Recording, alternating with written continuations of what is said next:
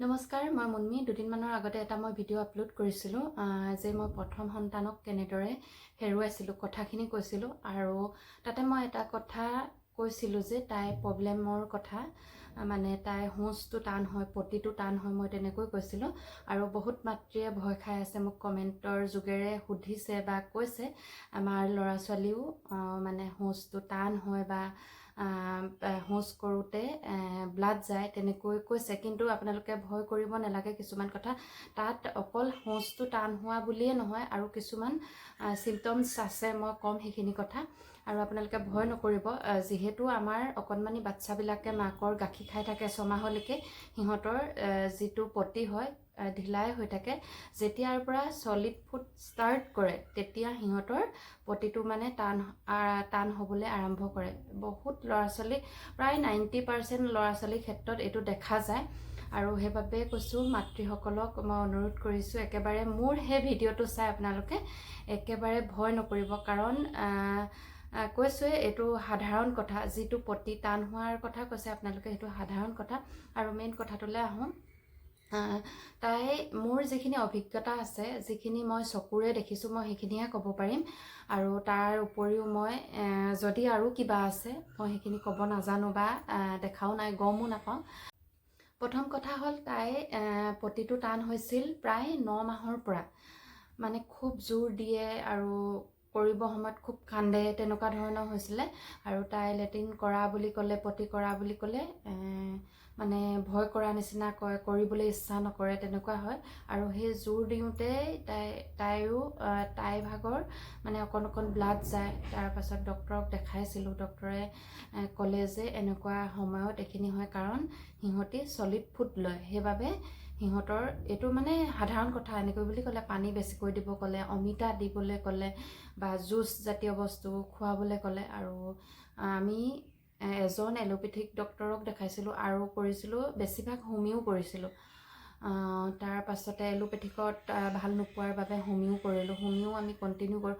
Homeo medicine যেতিয়া খুৱাই থাকোঁ ঠিকেই থাকে। যেতিয়া এৰি দিওঁ আকৌ ষ্টাৰ্ট হৈ যায় টান হ'বলৈ। তাৰপাছত অমিতাও খুৱাওঁ। অমিতা খোৱালেও মানে ঢিলা নহয়, আৰু পানীটো বেছিকৈয়ে খায় তাই, তথাপিতো মানে ঢিলা নহয়। তেতিয়া আমি ভবাই নাছিলোঁ ইমানখিনি যে হ'ব বুলি। আৰু তাৰ উপৰিও প্লাছ লেট্ৰিনটো টান হোৱাৰ উপৰিও তাই খুব ঘামে, বহুত বেছি ঘামে।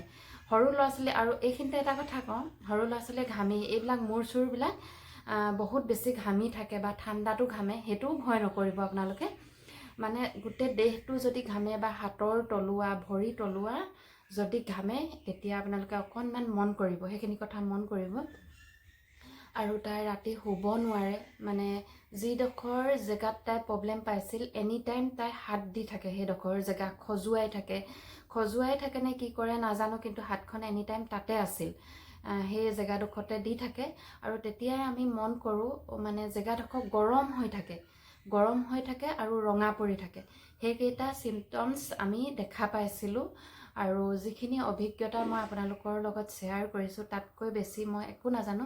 কিন্তু আপোনালোকৰ যদি ল'ৰা ছোৱালী লেট্ৰিন টান হৈ আছে বা আপোনালোকে ভয় খাই আছে, তেতিয়াহ'লে এটা কাম কৰিব। যিহেতু মই কৰিছিলোঁ সেইখিনি কাম, ডক্টৰক মই নিজে কৈছিলোঁ যে ছাৰ, মই এটা আল্ট্ৰাচাউণ্ড কৰি মই চাব বিচাৰোঁ ৰিপৰ্টত কি আহে, কিয় তেনেকুৱা হৈ আছে। মই নিজে মাতৃ হৈ সেইখিনি কথা কৈছিলোঁ। আৰু আচলতে কি হয়, আমি প্ৰত্যেকটো কথাতে সাহসী হ'ব লাগিব বা নিজেই নিজৰ বিবেকে চিন্তা কৰি চাব লাগিব। ডক্টৰে মেডিচিন দি আছে, আমি খুৱাই আছোঁ, ভাল নাই পোৱা খুৱাই আছোঁ, বা খুৱাই থাকিলে ভাল হয়, আকৌ এৰি দিলে আকৌ একেটা মানে পৰ্যায়লৈ গুচি আহে।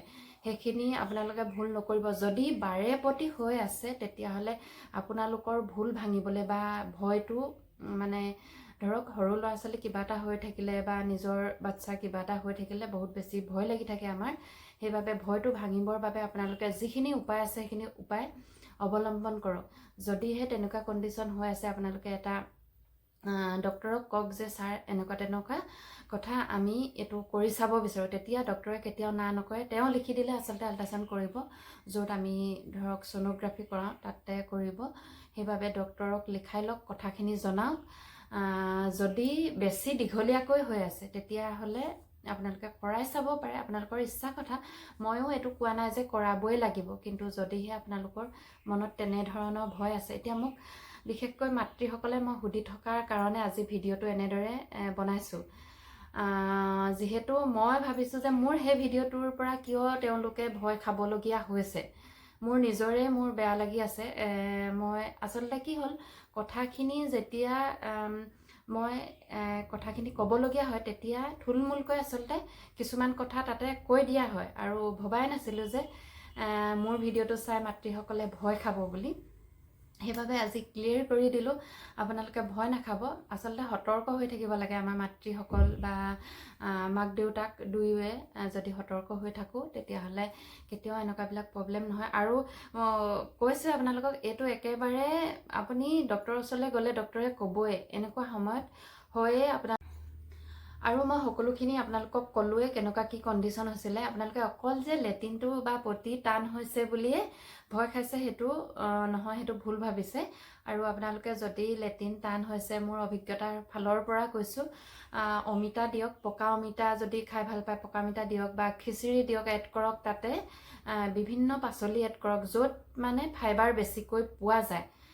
ফল মূল দিয়ক, তাৰ পাছতে দিয়ক গাজি মগু, গাজি বুট। যিহেতু আমাৰ ঘৰত ৰাতিপুৱা আৰু গধূলি বুট আৰু মগুৰটো থাকে, কাৰণ দেউতাকে বুট চাহ আমাৰ ইমান খোৱা নহয়, সেইবাবে বুট খায় দেউতাকে ৰাতিপুৱা আৰু গধূলি ডিউটিৰ পৰা অহাৰ পাছতে গধূলি এবাটি বুট খায়। আৰু তাই যিহেতু দেখি থাকে, যিটোৰ প্ৰতি মানে যিটো বস্তু ঘৰত দেখি থাকে সেইটোৰ প্ৰতি বেছি আসক্ত ল'ৰা ছোৱালী। আমি ধৰক মোবাইলটো পিটিকি আছোঁ, তাইও চাবলৈ ইচ্ছা কৰিব, বা যিটো খাইছোঁ তাইও খাই চাবলৈ ইচ্ছা কৰিব, সেই তেনেকুৱা কথা। আৰু মগুটো মই একেবাৰে সহজতে তাইক খুৱাব পাৰিছিলোঁ সেই দেখি থকাৰ বাবে।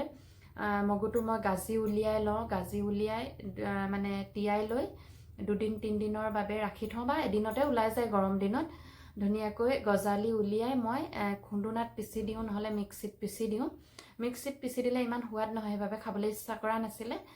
তেতিয়া মই খুন্দুনাত খুন্দি দিওঁ, বা বুটো তেনেকৈ গজালি উলিয়াই দিছিলোঁ।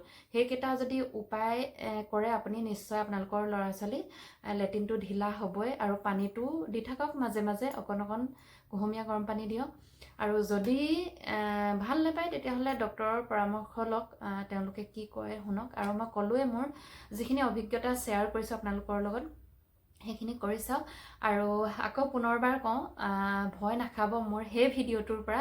এইখিনি কথা শুনক, এই ভিডিঅ'টো শুনক ভালকৈ, তাৰ পাছত আপোনালোকে গম পাব। আৰু মোৰ ক'বলগীয়াখিনি ক'লোঁ, কেতিয়াও ভয় নাখাব মাতৃসকলে। আৰু সকলো মাতৃ পিতৃ আৰু কণমানিহঁত ভালে থাকক, সদায় তাকে কামনা কৰোঁ। ভগৱানৰ ওচৰত প্ৰাৰ্থনা জনাওঁ যে সদায় কণমানিহঁতক ভালে ৰাখক।